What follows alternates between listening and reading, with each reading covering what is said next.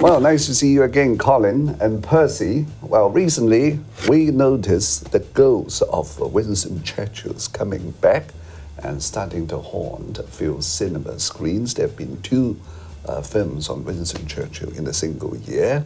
And The Darkest Hour, of course, you have the hittest topic of the delicate art of makeup performed by this Japanese on the face of Gary Oldman. Well, which makes me wonder, what are the messages behind these films, right? Is there sort of subtle criticism on attack on the mediocre but eloquent but soundbite obsessed, good-looking and politically correct Western leaders like Theresa May, Barack Obama or whatever, or even the movie or the film Darkest Hour is a hidden eulogy to outrageous figures like Donald Trump, right, who makes the same mistake of roaring about, right, being a misogynist, a sexist, and most ruthlessly cursing his political enemies. What do you think, Colin? There's a time for reflection, and I think after the 1960s, when in Britain we were sort of saying farewell to Churchill, in reality, there was a time when a lot of people, I think, wanted just to forget that that whole sequence of the awful pain and tragedy of the war had taken place, and that despite that, we'd been led by a significant figure, Churchill, who had made it possible for people from the streets to get together and fight together. But that whole spirit had changed, and it changed partly because we had won the war, and I sensed a complacency within the British people, and also a conceit, an arrogance, that yes, we'd won the war, so now everything was going to be great, and of course there was the wonderful Macmillan phrase, "You never had it so good," and I think we settled into a very easy way of life, material existence. Coming back now with time to look back over the war years, over Churchill's achievements, good and bad, I think the people in Britain are actually, to a large extent, glad of an opportunity to make some more honest perspective of what happened. When you've got a bit of time distance, you can actually put things in place. The relevance to other contemporary politicians, either if they're in the UK or in America, I think is a bit of a problem. I personally don't see in the film that much connection to other events across the pond. I think it is trying very hard to be what it is in itself. That is the history of Churchill and a particular moment of Churchill. Now, as a young historian, you now study at St. Andrew, right? Working busily on your PhD, this dissertation on music and history. Yep. You were born far, far too early, right? Or far, far too late. To remember Winston Churchill or Margaret Thatcher. Now tell me, do you like those films? Do you like the film Darkest Hour? Darkest Hour. No, I have to say that I cannot stand the film in several ways. I understand it from an academic perspective. A lot of historians or politicians will see a lot of inaccuracies in the film being depicted. For instance, the relationship between Churchill and the King was a bit too drastic, as well as Churchill's character and his leadership wasn't really, emphasized throughout the film.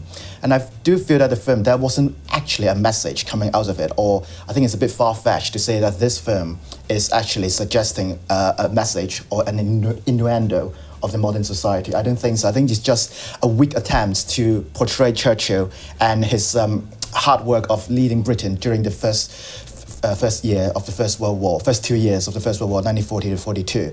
And I think that is a little bit of a disappointment. I think the whole film, the main point of the whole film was the last scene, when there was just a quote in the screen saying that success is not final and failure is not fatal. It is the courage to continue that matters. And I think that that's the whole film that should be based on that quote. Very clever, because the producer and director have been avoiding controversies by picking up such a motto that could be applied universally all the time.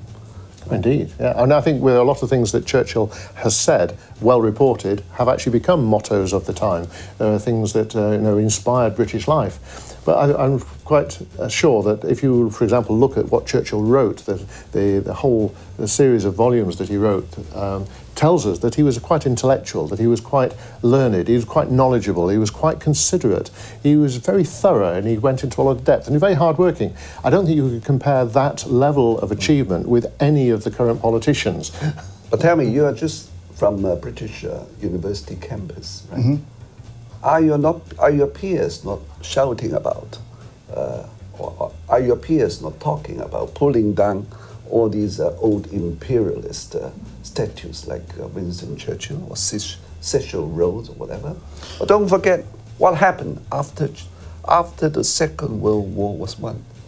Churchill came back to become Prime Minister after Attlee, and he sent British troops to Kenya, right, to kill or murder up to 1,000 Mau Mau uprising rebels, right, who were fighting to get independence. And I think in 1947, if I remember it correctly, he proposed to Truman to nuke Moscow to get rid of communism in one go before the commies invent their first atom bomb. Wasn't he a butcher? Well, at the same time. To see the first thing first is that... I mean, there should have been protests outside Odeon cinemas in Leicester Square by feminist human rights group. And strangely, I didn't see any. Well, I think one of the Churchill's most inspiring quotes for me, or indeed for many politicians of this age, is that eating my words has never given me indigestion. Mm. And I think that certainly inspired the politicians or just people of the coming generations after him. But I think one of the main problems coming out from a British university campus is that I don't think many people actually understand Churchill or that generation. Indeed, not many people understand Brexit, Theresa May, or indeed Donald Trump. It seems that politics and history has not been a big part of the youngsters' life over the past couple of generations, and I think that's disappointing. So instead of saying that there are protests outside Odeon cinemas by feminists or welfare specialists, I think it's very hard to say that even this generation even care or understand what happened in the past. So it's so hard to let them understand what's the problems going on back then. Now, Colin, you are from Oxford. Mm-hmm. If we put the clock back, right, for 30 years, had you been a year one university students in music there, would you join the protest now? Or you would prefer sitting quietly in the library?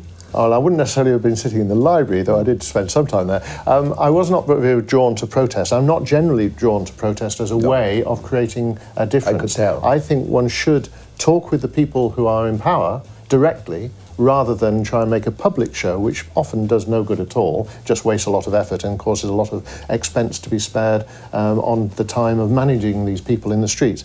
I think we have to try and persuade more people to think rationally, and that means we should change the education system so that we actually help people to think. And the way that we encourage people to learn facts is only part of education, of course. We should encourage people to be much more thoughtful and philosophical about how they deal with the information we feed them at school, so that then they can treat the, say, Cecil Rhodes issue with a bit more consideration. Obviously, it was the, you were referring to the Rhodes statue in Oxford that some of the students wish to have taken down.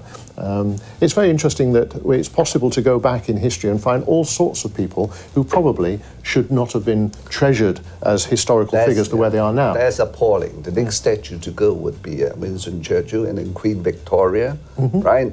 The Nelson's column or whatever, right? The British National Party is boiling over it, and they're talking about a guerrilla war, right, to defend the Nelson's statue at Trafalgar Square. There will be civil war.